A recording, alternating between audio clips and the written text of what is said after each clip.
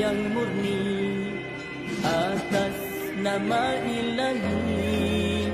Kami terus berbakti, langkah tidak berhenti, melangkah impian terengganu Darul Iman, maju berkat sejahtera.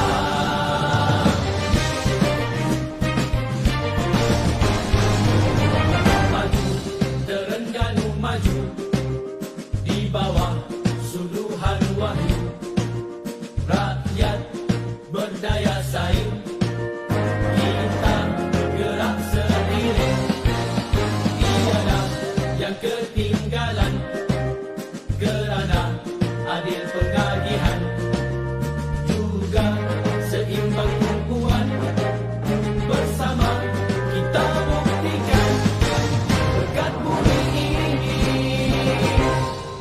dengan hasil bumi, jangan dikufuri, wajib disyukuri, nikmat untuk semua, rahmat Maha Esa, tegakkan syariatnya, semua bahagia,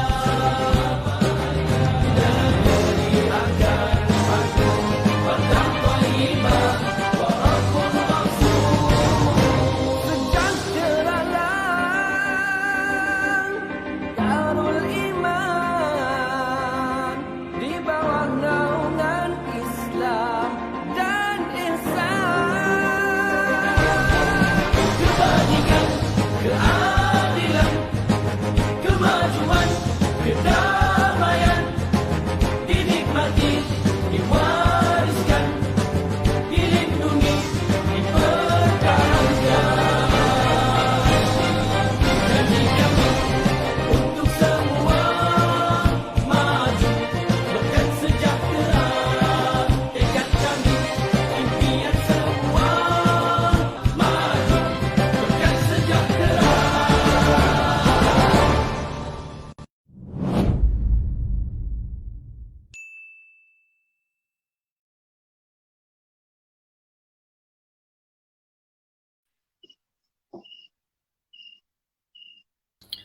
Bismillahirrahmanirrahim. Assalamualaikum warahmatullahi wabarakatuh. Untuk memberkati lagi pertemuan kita pada malam ini, marilah sama-sama kita membukanya dengan Ummul Kitab Al-Fatihah. Auzubillahi minasyaitonir rajim. Ar-Rahmanir-Rahim, Maliki Yawmiddin. Iyyaka na'budu wa iyyaka nasta'in. Ihdinas siratal mustaqim. Shiratal ladzina an'amta 'alaihim ghairil maghdubi 'alaihim waladdallin.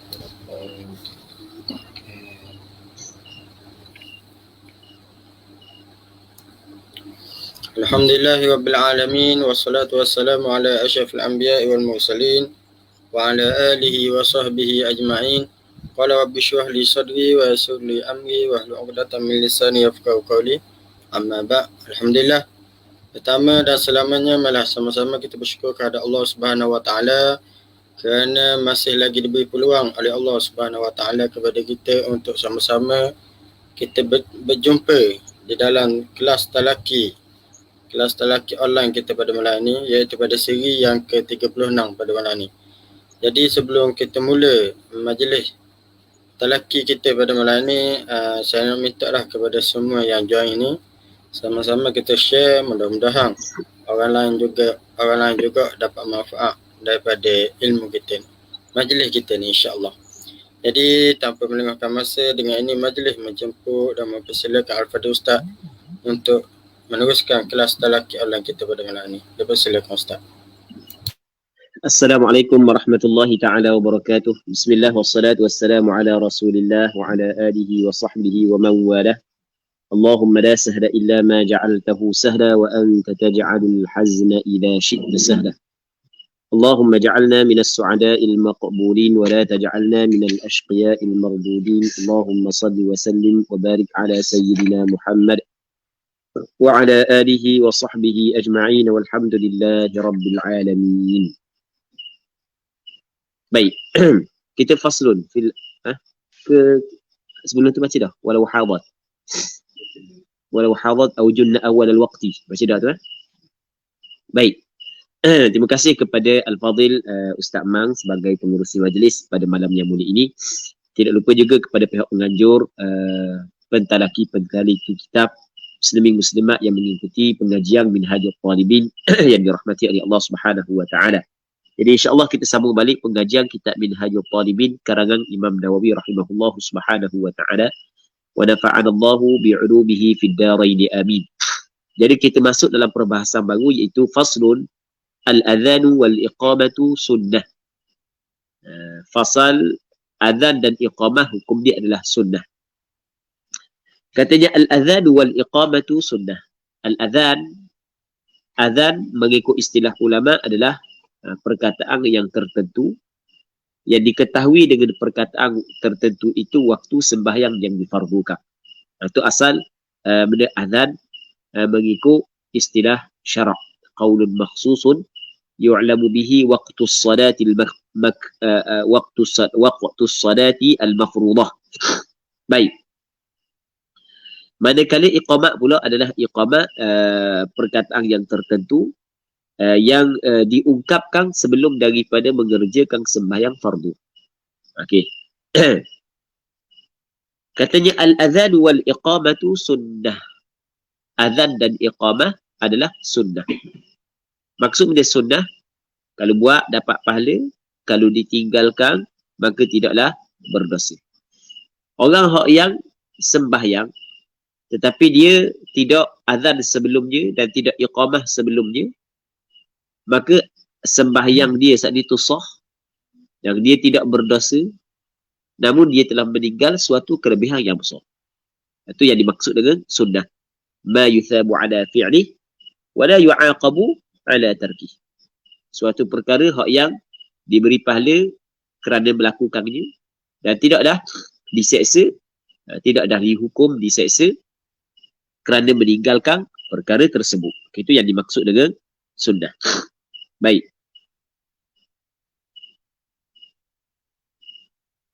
Kenapakah muslimin muslimat yang dirahmati oleh Allah Subhanahu wa taala? Kenapakah masalah azan dan iqamah hukum dia sunnah? Kerana tidak ada suatu dalil sama ada daripada Al-Quran dan daripada hadis yang menyebut secara gini. Kerana kalau kita tengok memang ada perintah daripada Al-Quran ataupun di sana ada hadis yang memerintahkan supaya orang yang ingin sembahyang tu melakukan azan. Okey, memang ada. Namun suruhan tersebut, perintah tersebut adalah perintah sunat kerana Nabi SAW tidak menyuruh azan dan iqamah di dalam hadis A'rabi. Yang mana dalam hadis A'rabi tersebut Rasulullah sebut wudu, Rasulullah sebut menghadap kiblat, Rasulullah sebut ruku-ruku sembahyang, tapi Rasulullah tidak sebut azan dan iqamah. Menunjuk bahawasanya azan dan iqamah bukanlah suatu kewajipan bagi orang yang ingin mengerjakan sembahyang. Baik.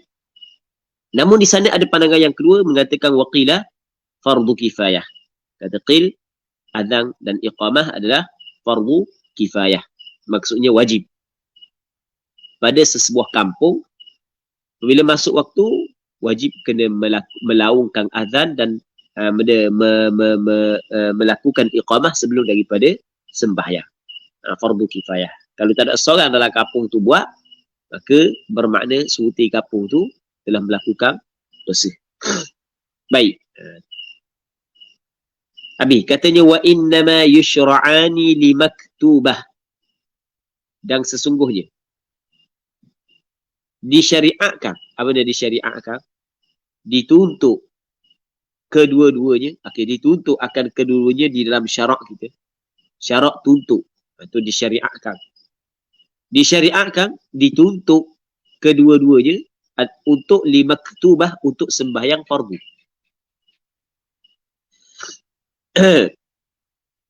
Untuk sembahyang fardu.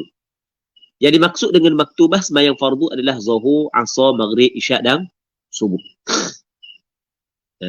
Jadi azan dan iqamah disyariatkan untuk sembahyang fardu. Jadi bermakna untuk selain daripada sembahyang fardu tidak disyariatkan azan. Sembahyang sunat tidak disyariatkan azan. Sembahyang jenazah tidak disyariatkan azan. Okey, boleh. Sebab sembahyang jenazah walaupun dia adalah fardu kifayah, tetapi dia dalam bab ni dia sama dengan seperti sembahyang sunat, tidak disyariatkan azan. Baik. Katanya wa yuqalu fil 'idi wa nahwihi, dan dikatakan pada sembahyang al-'id dan seumpamanya al-'id. Seumpama al-'id ni adalah setiap sembahyang yang disyariatkan, setiap sembahyang sunat yang disyariatkan ataupun yang dituntut dilakukan secara berjamaah. Itu maksud wa nahwihi. Untuk setiap sembahyang sunat yang dituntut dilakukannya secara berjamaah. Dan dikatakan, maksudnya sunat kata, sunat diucapkan, sunat ucap perkara ni. Sunat ucap fil 'id pada sembahyang hari raya, fil 'id ai fi salatil 'id wa nahwihi, dan seumpamanya 'id. Dia seumpama 'id, dia merujuk kepada benda setiap sembahyang sunat yang dituntut dilakukan secara berjamaah. Dikatakan dia as-salata jami'ah. Katakan dia as-salata jami'ah.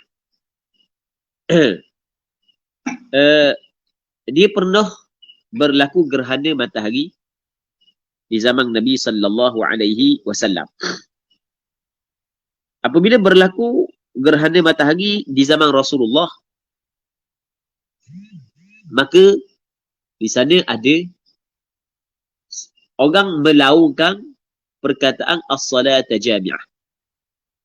Inna as-salata jami'ah. Begitu dalam lafaz Bukhari dan lafaz Muslim. Inna as-salata jami'ah. Sesungguhnya sembahyang secara berjamaah. Baik. Jadi apabila dilaungkan begitu dalam sembahyang gerhana, gerhana, maka ulama mengambil daripada hadis ini bahawasanya sembahyang gerhana adalah sembahyang sunat yang disunatkan buat secara berjamaah.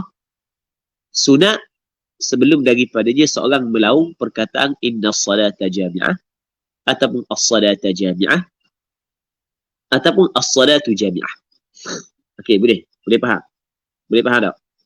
Jadi boleh, maksudnya disunatkan sebelum daripada sembahyang gerhana, sunat melaungkan perkataan as-salata jami'ah.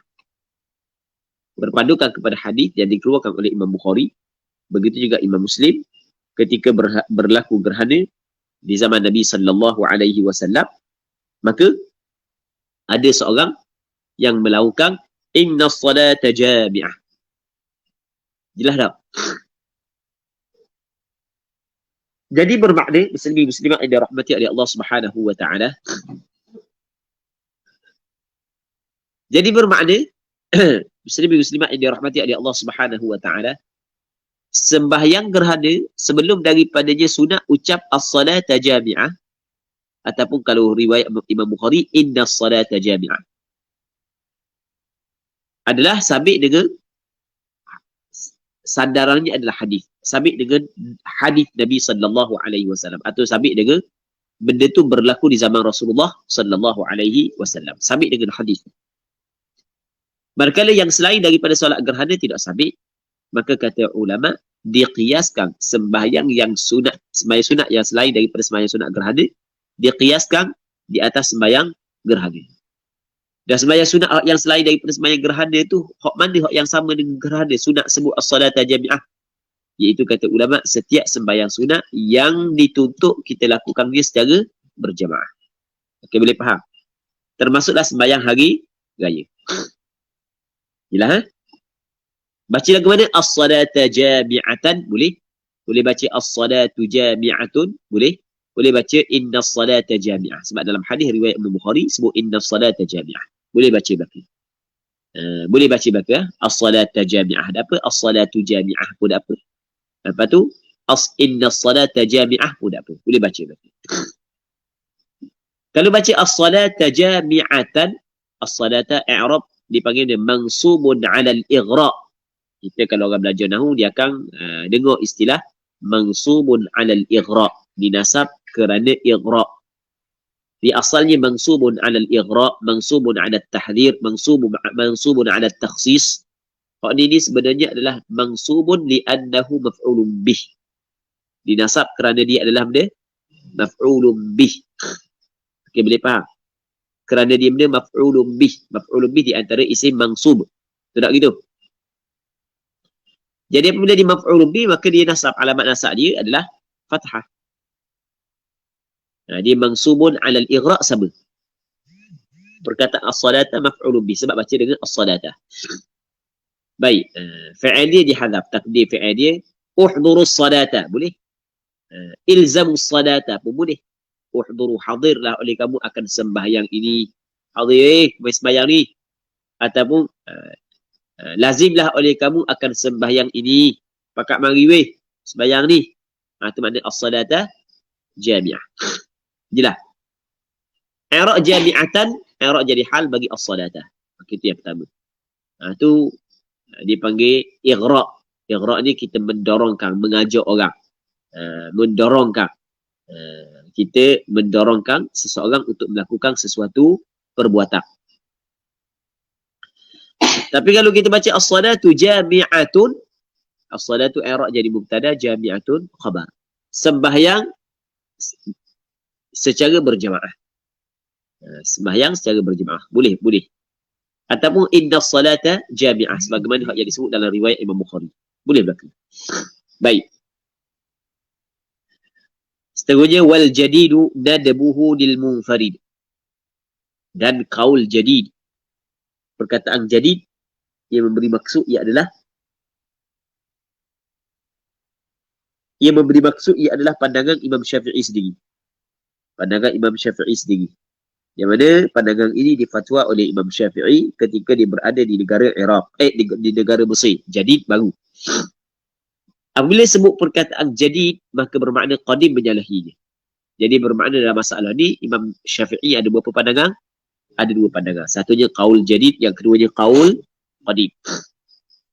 Qaul jadid adalah nadbuhu nadbul adhan. Itu maksud nadbuhu. Nadbu ay nadbul adhan lil munfarid. Sunat adhan bagi orang yang sembahyang seorang diri. Sama ada di sembahyang di padang ke, di mana pun sunat dia azan. Maksudnya azan bukan hanya khusus untuk orang yang sembahyang berjamaah. Okey, boleh faham? Azan disunatkan juga kepada orang yang sembahyang seorang diri. Tapi masalah ni adalah mengikut qaul jadid dari pandangan pandangan mu'tamad dalam mazhab Imam Syafi'i. Jelas tak? Jadi kalau kita nak sembahyang seorang pun sunat kita azan. Lepas tu sunat kita iqamah. Baik. Wa yarfa'u sawtahu illa bi masjidin waqa'at fihi jama'ah. Dan meninggi ia. Seorang sawtahu akan suaranya. Dia meninggikan suara dia. Illa bi masjidin, mereka di dalam masjid waqa'at fihi jama'ah, yang telah berlaku di dalam masjid itu oleh jamaah. Oleh berjemaah. Melainkan kalau dalam masjid, orang buat jemaah dah. Boleh faham? Orang buat jemaah, dia datang, buat jemaah pula. Bang pula sekali lagi pasang speaker. Okey. Sunat dah buat gitu? Tidak. Tidak sunat buat gitu. Jadi, kalau nak bang kok, jangan meninggikan suara. Pasal situ. Allahu Akbar, Allahu Akbar. Allah. Dah semangat dah pakai speaker. Dah kira dah semangat Dia bak sunat. Dah kira semangat ke tak semangat. Jadi apabila sunat buat je lah. B. Katanya wa yuqimu lil fa'itah wa la yu'adhdhinu fil jadid. Qultu al-qadimu adhhar wallahu a'lam. Wa yuqimu, dan iqamatlah ia lil fa'itah, bagi sembahyang yang tertinggal, sembahyang fardu yang tertinggal. Dia qama. Jadi dia nak qada sembahyang fardu, hak yang dia tertinggal, sebelum daripada sembahyang, sunat dia iqamah. Allahu Akbar, Allahu Akbar. Solat. Wala yu'adzinu fil jadid, dan tidak melawang azan lah ia mengikut kaul jadid. Kaul jadid kata, tak perlu melawangkan azan lah. Qama je. Okey, boleh faham sembahyang faitah. Mengikut kaul jadid, hanya sunat qama saja, tidak perlu azan. Okey, boleh faham. Namun kata Imam Nawawi, qultu al-qadimu azhar. Kaul qadim lebih azhar. Wallahu a'lam. Jadi bermakna apa yang diterjih oleh Imam Nawawi rahimahullahu subhanahu wa ta'ala adalah orang yang nak qada sembahyang fardu sekalipun, orang yang nak qada sembahyang fardu sekalipun, sunat di azan dan sunat di iqamah. Jelas tak? Baik. Wallahu a'lam. Seterusnya kata fa in kana fawaitu, dan sekiranya ada beberapa sembahyang sunat. Fawaid itu jamak daripada faidah. Kita buat isim bagi ataupun marfu' bagi kana. Kita guna kana tammah. Maka jika ada beberapa sembahyang qada, ada beberapa sembahyang fawaid. Baik.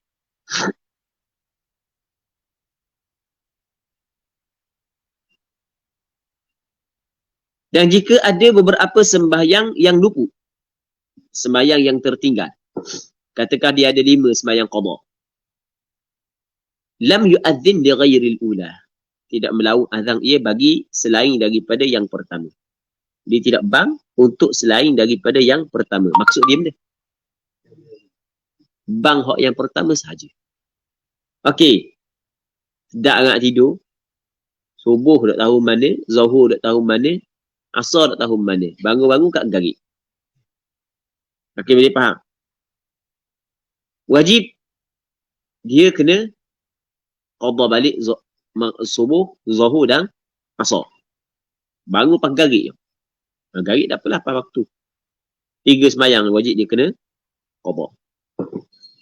Apabila wajib dia qada 3 sembahyang, kalau nak qada sekaligus, tidak qada sekaligus, maka sunat dia sekali azan untuk hak yang pertama. Manakala yang kedua dan yang ketiga tidak sunat dah azan. Sama juga dengan masalah sembahyang jamak. Orang ni nak buat jamak taqdim ataupun jamak takhir. Jelas. Sunat dia azan sekali. Tu fa in kana fawaitu lam yu'adzin li ghairil ula. Ni masalah dia ada beberapa sembahyang qada dan dia nak buat dalam satu waktu. Kalau nak buat dalam satu waktu yang berbeza, atau setiap sembahyang sunat azan. Boleh faham?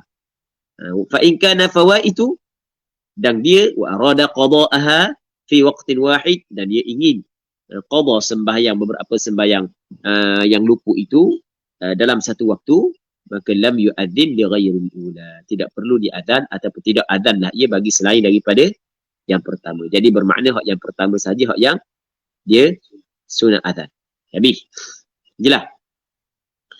Wa yundabu li jama'atin nisa'il iqamah lal adhanu 'ala al mashhur. Baik. Disunatkan bagi jamaah perempuan. Di perempuan buat jemaah sama-sama dia. Disunatkan al-iqamah. Lal adhan tidak adhan. Jadi adhan untuk perempuan tidak disunatkan. 'Ala al mashhur, di atas pandangan yang masyhur.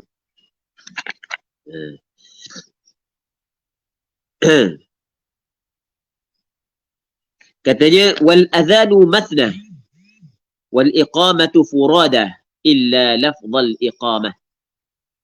Azan ni ada mathna. Mathna dua. Tu asal mathna. Mathna ni ithnain. Wal adhan mathna ithnani. Tu makna mathna dua. Biasa orang lelaki ni dia ingat ayat mathna ni. Betul tak? Bin, ingat tak Bin? Cuba baca kali. Baca kali. Fankihu Laju tu kan.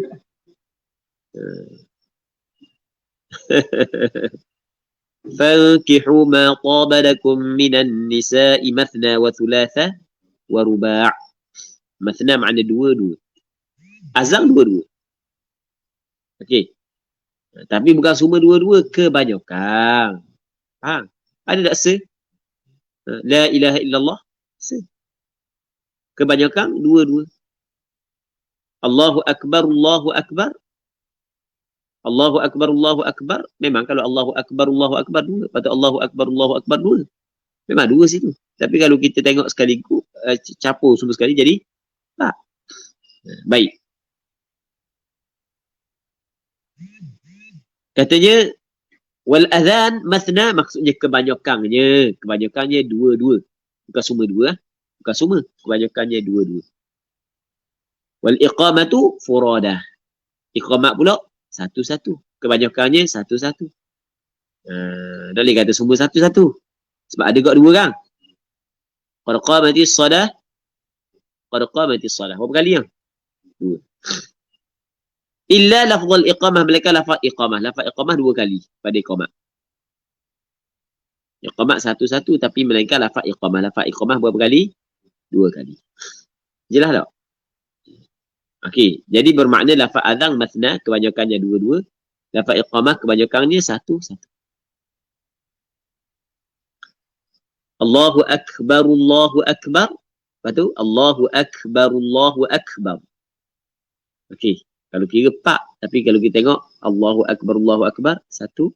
Allahu Akbar, dua. Allahu Akbar, Allahu Akbar, dua. Cuma lafaz Allahu Akbar, Allahu Akbar. Kalau kita tengok, kebanyakan baca begitulah. Dan anda pernah khabar dah sebelum daripada ni kan. Kebanyakan baca begitu. Allahu Akbar, Allahu Akbar. Tetapi boleh baca Allahu Akbar, Allahu Akbar. Biasa Allahu Akbar, Allahu Akbar. Tapi boleh baca benda Allahu Akbar, Allahu Akbar. Okey, boleh faham? Boleh baca akbara ni adalah kerana melihat daripada sudut riwayat hadis. Yang mana hadis ni ada riwayat daripada guru ana. Antaranya adalah Syekh Abdul Qadir Al-Maghribi. Syekh Abdul Qadir Al-Maghribi Al-Dimashqi Al-Maghribi. Yang mana beliau kata diambil daripada gurunya baca dengan Allahu Akbar. Bukan akbaru. Bukan akbaru tapi akbaro. Sebab lafaz akbar diriwayatkan secara wakaf. Tu asal Allahu Akbar, Allahu Akbar. Tu asal. Okay, boleh faham? Diriwayat secara wakaf. Ketika kita nak wasalkan, maka asal bagi dia mati. Tiba-tiba selepas daripada dia mati, maka kita perhidupkan yang pertama sesuai dengan bagi kita bagi dengan bagi data. Kita boleh faham?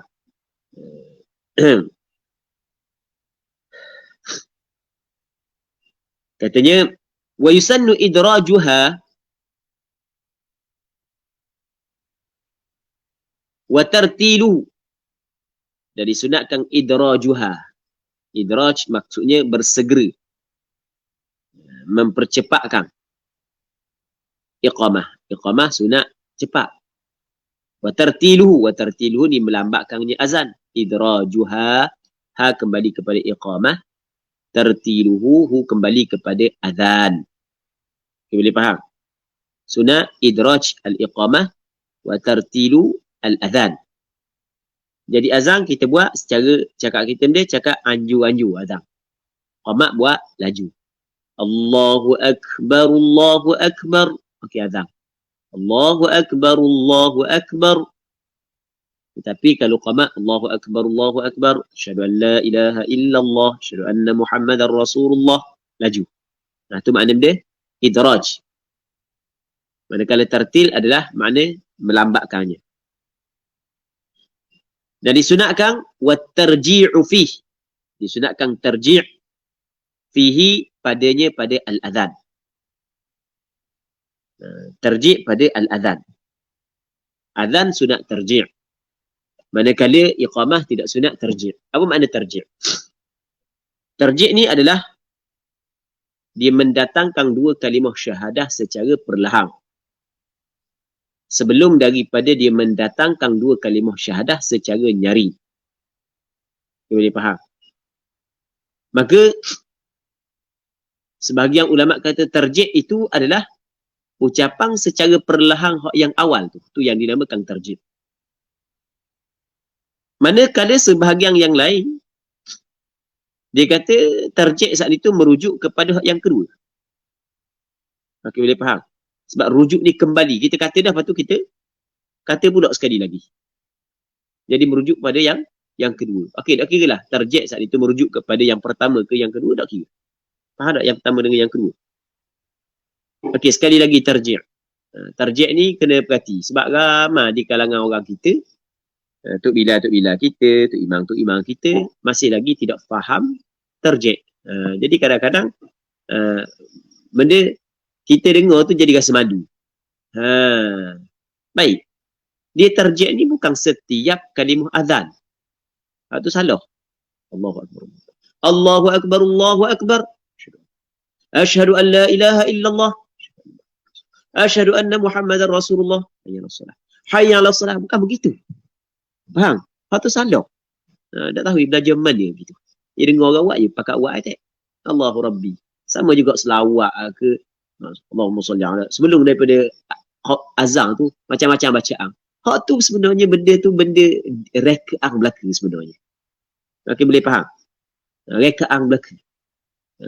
Dan ada kalau anda dengar daripada beberapa orang sahabat lah yang belajar dengan tuan guru Allahu Rabbi, Tuan Guru Zakaria, rasanya Tuan Guru Zakaria pondok Alu Jaguh di Kedah. Memang dimarah semua.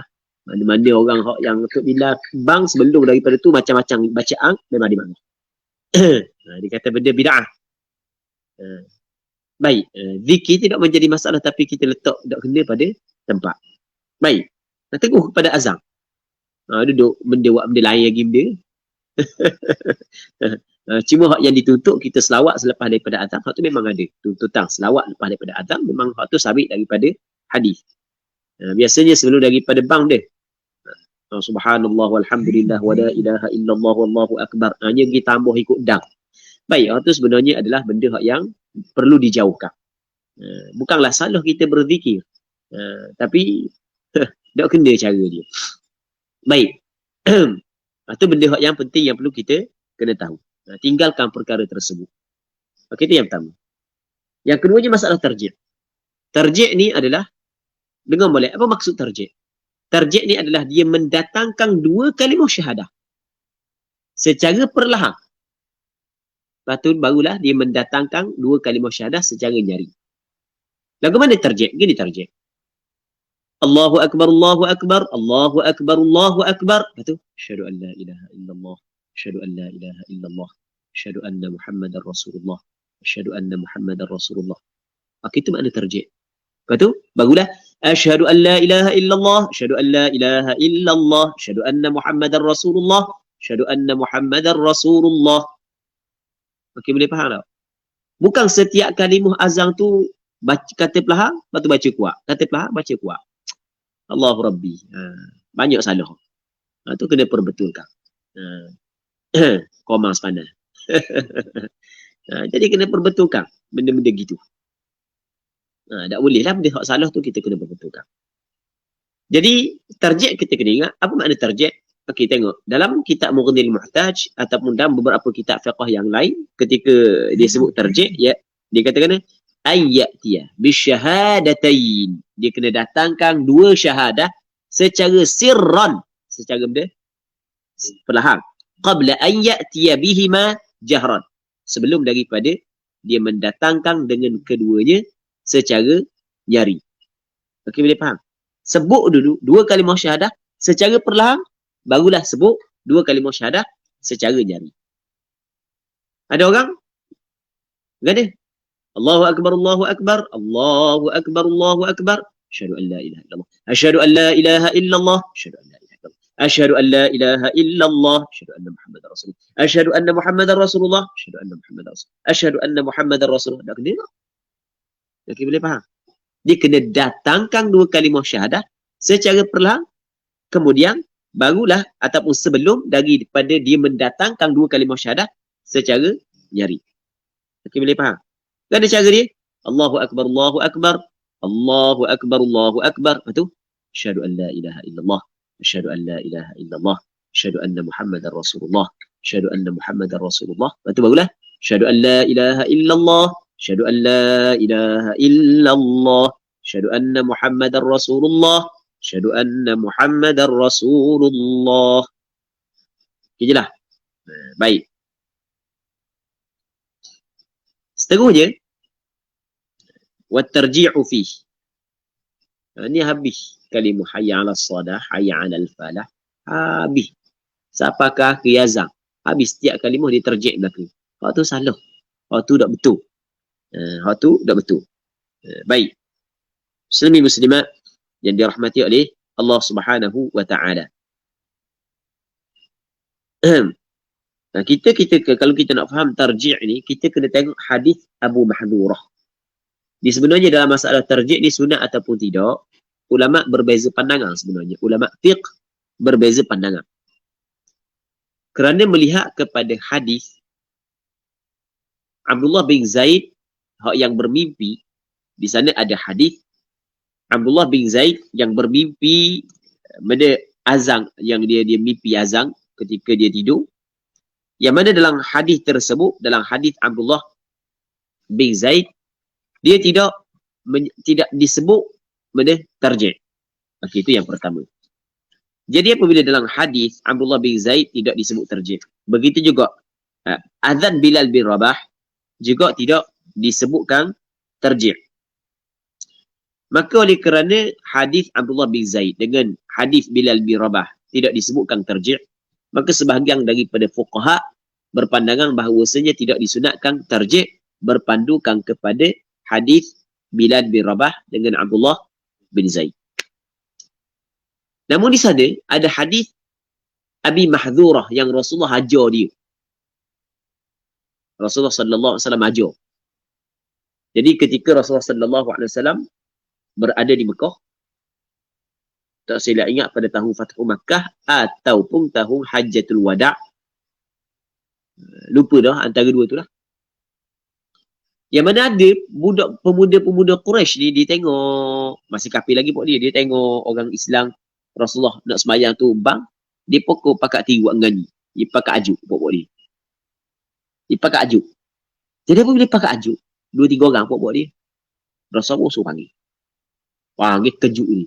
Rupanya Rasul renung. Kejut ni. Mari. Rasul kata siapa azan tadi? Ya Allah. Rasul suruh. Sorak subuh ulang lagi. Start daripada hak yang pertama sehingga hak yang akhir. Sebab Rasul kenang dalam gambar-gambar tu ada suara sedap. Jadi siapa kepada Abu Mahdhurah. Maka Rasul pun undang dia. Lepas tu Rasul sallallahu alaihi wasallam sapu muka dia, sapu dada dia. Rasulullah sallallahu alaihi wasallam doa untuk dia. Akhirnya dia memeluk Islam. Masuk hidayah dalam hati dia dengan doa Nabi sallallahu alaihi wasallam. Lepas tu Rasul ajar dia azan. Rasulullah sallallahu alaihi wasallam ajar dia azan dan Rasul jadikan dia sebagai muadzin di Masjidil Haram. Abu Mahdhurah. Yang mana hadis Abu Mahdhurah dikeluarkan oleh Imam Muslim dalam kitab sahih dia. Yang mana kata dia anna Nabiy sallallahu alaihi wasallam 'allamahu hadha al-adhan. Rasul ajar dia azan ni. Maka bila Rasul ajar dia, maka daripada apa yang Rasul ajar kepada Abi Mahdhurah inilah diambil oleh mazhab Imam Syafi'i. Okey, boleh faham? Lagu mana Rasul ajar dia? Pergi tengok. Allahu Akbar, Allahu Akbar. Okey. Asyhadu an la ilaha illallah. Asyhadu an la ilaha illallah. Asyhadu anna Muhammadar Rasulullah. Asyhadu anna Muhammadar Rasulullah. Thumma ya'udu fayaqul. Kemudian Rasulullah kembali patu kata pula. Asyhadu an la ilaha illallah marratain. Asyhadu an la ilaha illallah. Lepas tu asyhadu anna Muhammadar Rasulullah 2 kali. Asyhadu anna Muhammadar Rasulullah. Boleh faham tak? Jadi maksudnya kata dulu 2 kalimah syahadah sebanyak 2 kali secara benda perlahan. Sebab begitu dalam hadis. Dah sebutkan ni Rasul jadi Allahu Akbar, betul? Syahadu an la ilaha illallah, syahadu an la ilaha illallah, syahadu anna Muhammadar Rasulullah, syahadu anna Muhammadar Rasulullah, thumma ya'udu fayaqul. Syahadu an la ilaha illallah, syahadu an la ilaha illallah, syahadu anna Muhammadar Rasulullah, syahadu anna Muhammadar Rasulullah. Okay, boleh faham? 2 kali secara perlahan, lepas tu barulah secara jari. Baru kita faham bagaimana cara hak yang azan, hak yang Nabi SAW ajar. Bukan macam hak yang sebahagian daripada ulang banyak kali ni, sebab ramai lagi di kalangan Bilal di tempat kita azan begitu. Bukan seperti mana hak yang dilakukan oleh sebahagian daripada Bilal di tempat kita adalah setiap kalimah azan diulang.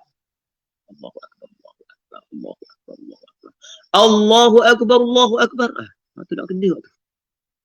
Hak tu tak ada orang ajar tu. Hak tu dia belajar seorang gitu. Dia belajar sama-sama dia je. Baik, jadi kena perbetulkan. Benda yang salah tu kita kena perbetulkan.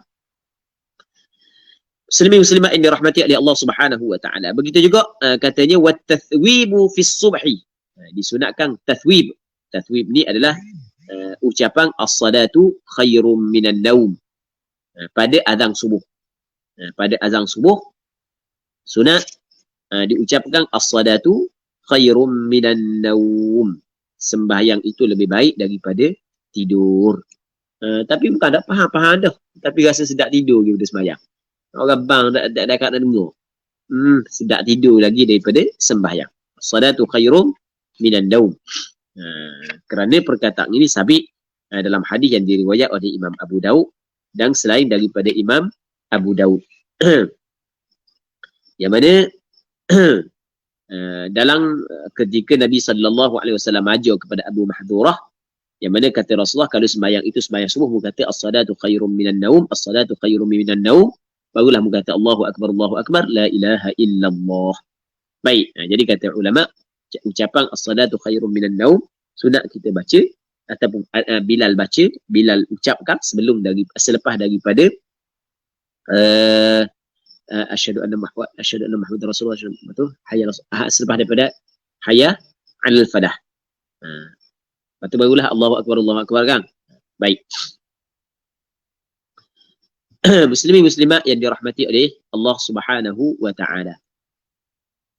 Dia masalah azan subuh dia ada 2. Azan subuh dia ada 2. Dia sebenarnya subuh dia sunat 2 azan. Dan di zaman Rasulullah dia ada 2 muadzin, 2 tukang, bukan kita nak kata 2 Bilal, sebab Bilal seorang je. 2 muadzin, 2 tukang azan Rasulullah di Masjid Nabawi. Dia di zaman Rasulullah ada 4 tukang azan. Yang pertamanya adalah Bilal bin Rabah, yang keduanya adalah Abdullah ibnu Ummi Maktum. 2 ni muadzin di Masjid Nabawi. Lepas tu dia ada Sa'ad Al-Qarad di muadzin di Masjid Quba. Lepas tu yang keempatnya adalah Abu Mahdurah, muadzin di Masjid Al-Haram. Okey, boleh faham Masjid Al-Haram. Jadi di Masjid Nabawi dia ada 2 tukang azan. Yang pertamanya adalah Bilal bin Rabah, yang keduanya adalah Abdullah ibnu Ummi Maktum radhiyallahu taala anhum jami'an. Yang mana Bilal bin Rabah dia azan sebelum daripada masuk waktu subuh. Apabila masuk waktu subuh, keluar fajar, barulah Abdullah bin Ibnu Maktum melakukan azan. Berapa kali azan? 2 kali. Maka ucapan as-salatu khairum minan naum disunatkan untuk kedua-dua azan. Azan sebelum daripada fardu subuh dan azan selepas daripada masuk fardu ataupun selepas daripada masuk subuh. Seterusnya kata wa ayyu adzana qa'iman lil qiblah. Ini masuk dalam sunat lagi ni. Dan sunat bahawa dia melakukan azan dalam keadaan berdiri menghadap kepada kiblat. Sunat. Jadi bermakna kalau azan dalam keadaan tidur sah. Aku boleh faham? Azan dalam keadaan duduk sah, dalam keadaan tidur sah. Nerak terus azan. Pegang speaker nerak. Sebab letih main game. Lepas tu pegang speaker nerak. Allahu Akbar nerak. Sah azan. Sebab dia tidak disyaratkan berdiri, cuma sunat berdiri. Kalau dia azan dalam keadaan duduk, dalam keadaan berbaring, dalam keadaan bertelentang. Kalau tak ada sebarang keuzuran, maka dia telah meninggalkan suatu kelebihan yang besar. Wa ayyu adzina qa'imah. Lepas tu menghadap kiblat. Jadi bermakna menghadap kiblat hukum dia sunat, tidak dah wajib.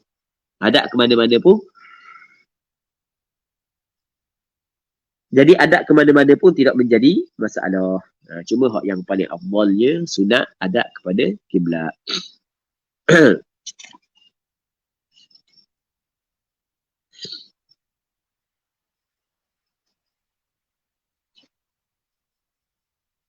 Cuma kalau benda duduk tu makruh lah. Apatah lagi kalau tidur tu lebih lagi makruh, tapi tidak sampai kepada haram. Tetap sah azan tersebut. Katanya wa yushtaratu tartibuhu wa muwadatuh, dan disyaratkan tertibnya azan. Disyaratkan wa yushtaratu tartibuhu wa muwadatuh. Disyaratkan tertib azan. Azan kena ikut tertibnya, ikut susunan dia. Allahu akbar, Allahu akbar. Lepas tu asyhadu an la ilaha illallah. Kelakau.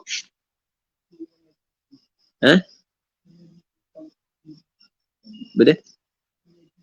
Wa yajibu.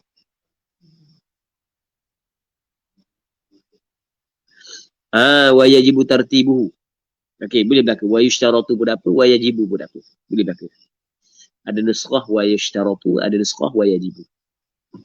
Wa yajibu tartibu, wajib tertibnya. Hukum azan sunat. Manakala tertib tu wajib dengan maksud. Kalau dia tidak tertib maka tak jadi azan. Itu maksud wajib. Sebab itulah setengah kitab dia kata yushtaratu, disyaratkan tertibnya. Jadi bermakna kalau tidak ada tertib maka tidak sah azan tersebut. Dia boleh faham? Dan disyaratkan wa muwalatu, muwalaknya azan. Maksudnya sani ikut aturan kan? Tertib ikut aturan, muwalak bertunggu. Lepas daripada Allahu akbar pergi kepada asyhadu an la ilaha illallah. Selalu. Okey, dia faham? Allahu akbar, asyhadu an la ilaha illallah. Asyhadu anna Muhammadar Rasulullah. Dah harga air. Cari air dulu kejap, minum. Oh, sedap kot air, tambah lagi. Lepas tu pergi sambung semula azan. Itu tidak memadai. Kena buat semula, tak jadi azan itu. Sebab tidak ada muwalat. Telah putus muwalat dia. Wa fi qawlin, dan pada satu qaul, ada satu qaul, la yadurru kalamun wa sukutun tawilan, tidak memberi mudarat oleh percakapan dan diam yang lama keduanya. Jadi ada pandangan, tak ada masalah. Faham? Tengah-tengah azan, orang telefon, nyakap. Hello, oh ya. Madu tualang dia tak pergi? Tak ada dah, habis dah. Nanti kita order mula. Berapa lagi jual? 43. Sekali dengan COD lah, contoh. Tambah tu baru cakap. Waktu masuk ke bang tak tahu ni, tak suruh bang. Okay, baik 5 minit. Sama mula tak? Akhir ada kaul mengatakan tidak memberi mudarat, boleh sambung semula. Tapi bukan pandangan mu'tamad. Pandangan mu'tamad hak yang sebelum daripada ataupun hak yang kita sebut saat ni. Itu pandangan mu'tamad. Seterusnya katanya wa syartul muadzinil Islam, syarat muadzin Islam. Dia kawan dengan orang kafir, orang bukan Islam. Yang mana orang bukan Islam tu sekolah pasti. Pandai. Pandai berlaku. Dia Quran pun pandai. Dia Terengganu. Pandai berlaku. Orang Melayu, orang Islam, telo. Dia boleh ada sebut. Ada segelintir hak Islam tu. Baca Quran pun telo. Dua-dua pun telo baca Quran. Sebut tak pun nak kena. Dia molek-molek ada sebut. Bukan nak kata mulia dia berbanding orang Islam. Bukan. Jauh mulia orang Islam. Taylor orang Islam. Islam mulia. Orang yang ada Islam, dia akan mulia mengatasi siapa pun orang kafir. Hebat lagu mana pun membaca Quran. Hebat lagu mana pun dalam berfikir. Tapi kalau mu kafir, mu tidak mulia di sisi Allah Subhanahu Wa Taala. Cuma kita nak perbandingan kerana dah kalau orang Islam ambil berat lah tentang Quran. Siapa ke orang kafir boleh hebat daripada Quran. Malu kau sikit. Kita nak gitu sebenarnya. Faham? Jadi siapa masa nak azan, ia mai kawan kita mungkin azan kali. Mungkin azan kali. Bukan Islam. Kita suruh dia azan. Boleh ke tak? Tak sah. Maksudnya belum lagi memadai, belum lagi dia melakukan perkara sunat yang dituntut dilakukan sebelum daripada sembahyang. Jelas ha? Itu syarat muadzin. Syarat muadzin, syarat orang yang melaungkan azan, orang yang bang, mesti Islam. Lepas tu, yang keduanya adalah wat tamyiz dan tamyiz. Kanak-kanak yang belum memayyiz tidak memadai. Dia suka hasang bang. Sang bang sang. Bunyi. Bolok kali. Contoh. Tak memadai. Wadzukurah, lelaki. Tidak memadai perempuan. Maksudnya kalau perempuan azan untuk jamaah lelaki, masih lagi lelaki tersebut tidak melakukan tuntutan sunat. Okey.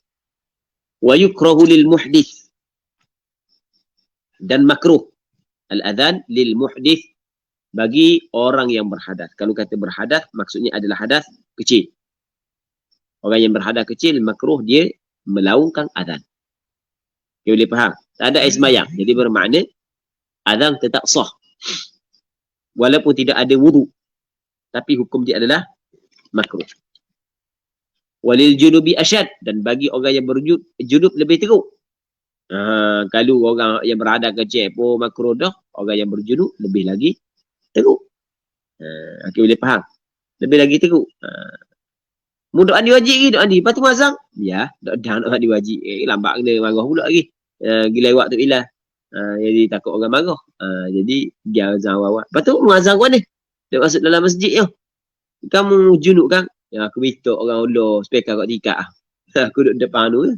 Lepas azan dah 10 minit lagi. Pergi mandi dulu. Pertama-tama tu imam lambat pula mari. Lepas tu dah mandi tu. Baik. Jadi teruklah.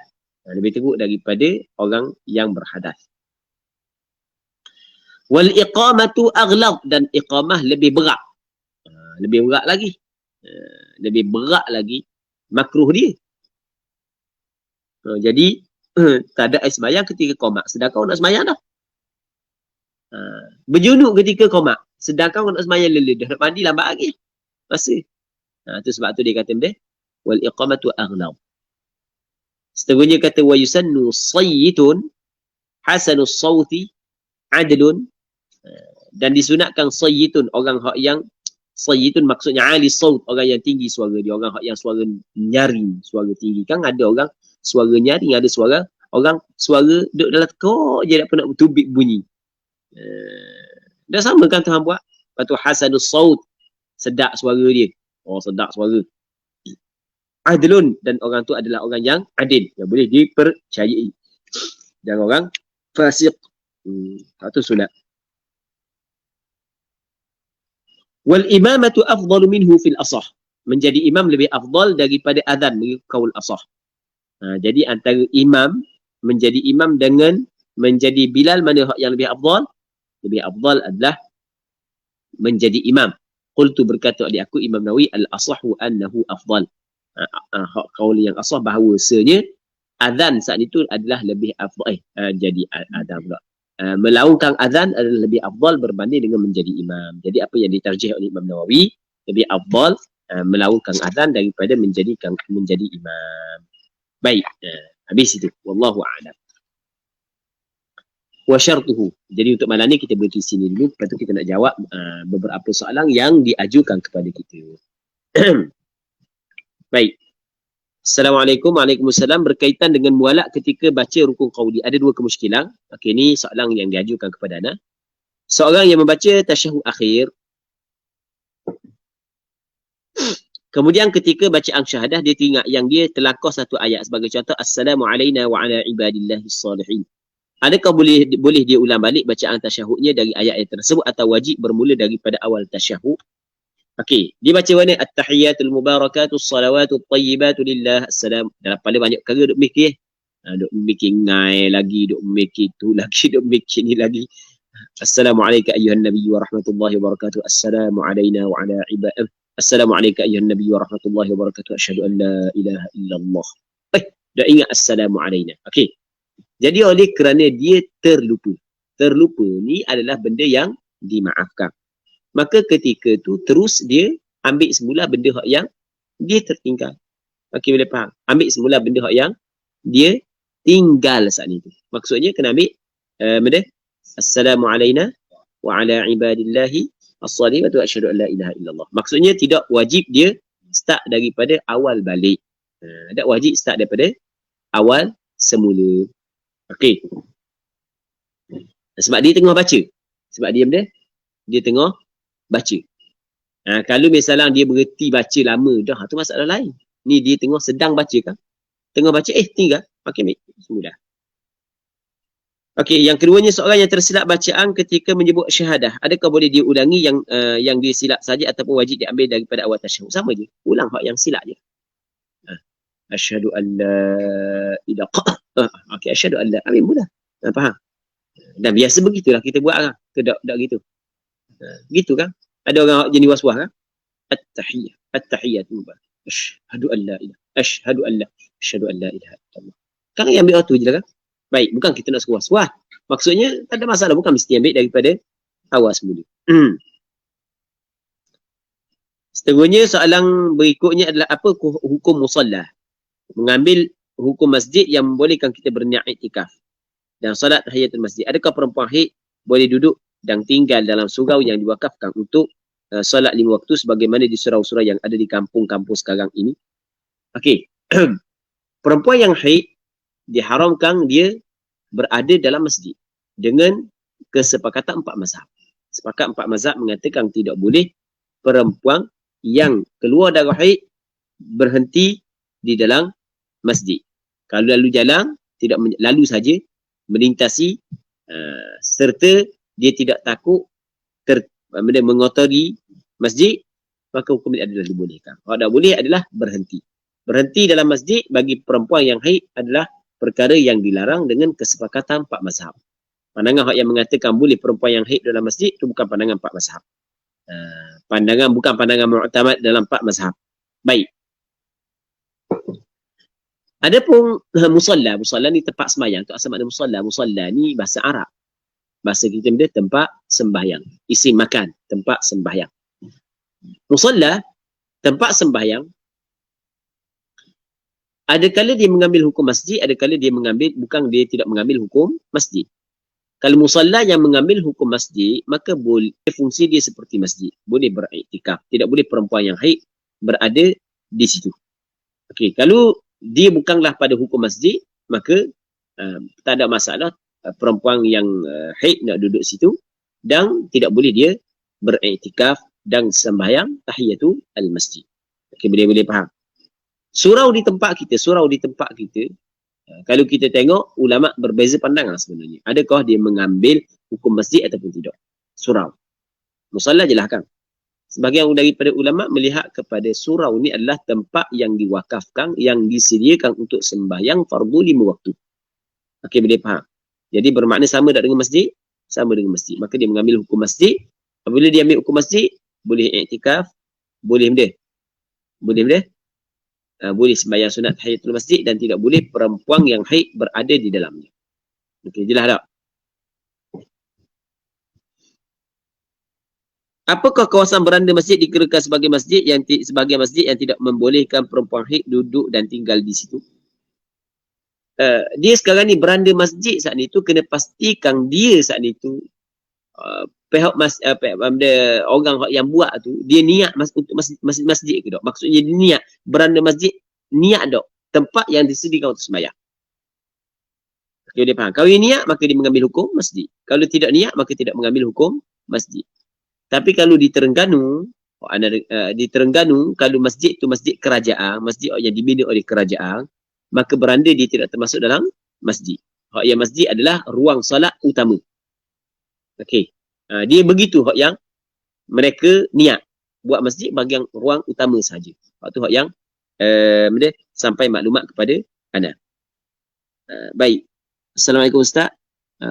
Assalamualaikum Ustazuna. Waalaikumsalam. Al-Fadhil Ustaz Zuhairi bin Tuan Kasmi hafizahullah taala. Apakah dikira sunat mulakan azan dan iqamah dengan basmalah? Tidak. Tidak disunatkan mula azan dan iqamah dengan basmalah. Okey, boleh faham. Sebab azan ni permulaan dia adalah Allahu Akbar, Allahu Akbar. Dia sama juga dengan kita nak takbir sembahyang. Takbir sembahyang adalah permulaan sembahyang. Takbiratul ihram tu. Maka tidak disunatkan kita mula dengan bismillah sebelum daripadanya. Wallahu a'lam.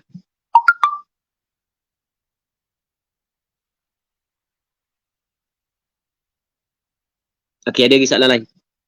Tak ada dah.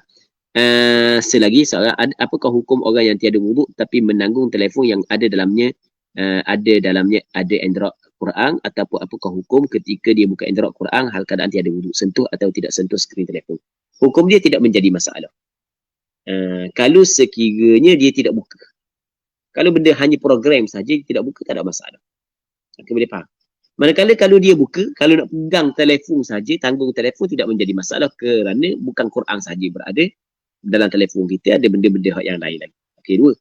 Yang ketiga, nak pegang atas skrin. Hal tu masalah berlaku khilaf di kalangan ulama muasarah. Ada sebahagian kata tidak boleh sebab dia mengambil hukum mushaf, ada sebahagian kata tidak mengambil hukum mushaf kerana dia tidak kekal, dia hanya cahaya saja, apatah lagi dia berlapik. Jadi wallahu a'lam. Sebaik-baiknya elokkan, tapi masih lagi ada pandangan yang mengatakan tidak menjadi masalah. Wallahu a'lam. Jadi untuk hari ini, untuk malam ni kita berhenti sini dulu. Wallahu subhanahu wa ta'ala a'la wa a'lam. Sallallahu ala sayyidina Muhammad wa ala alihi wa sahbihi ajma'in. Walhamdulillahi rabbil alamin.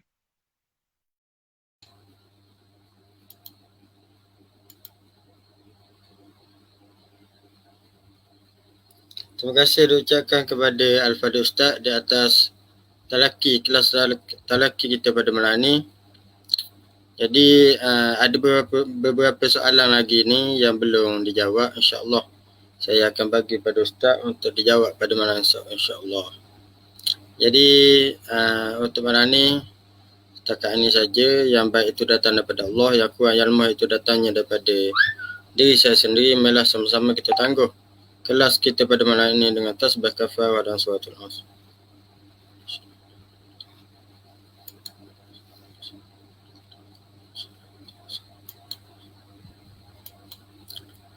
Assalamualaikum warahmatullahi wabarakatuh.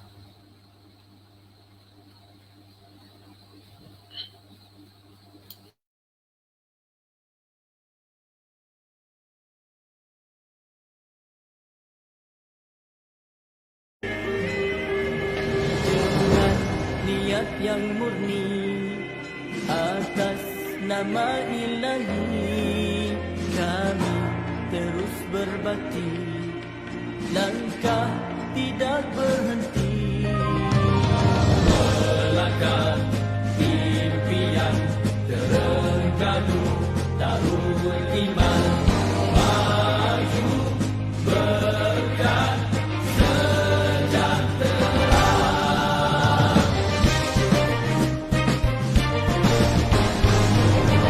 maju terengganu maju di bawah suluhan wahyu, rakyat berdaya saing, kita gerak seiring, tiada yang ketinggalan, kerana adil pengagihan, juga seimbang tumpuan, bersama kita buktikan berkat bumi ini dengan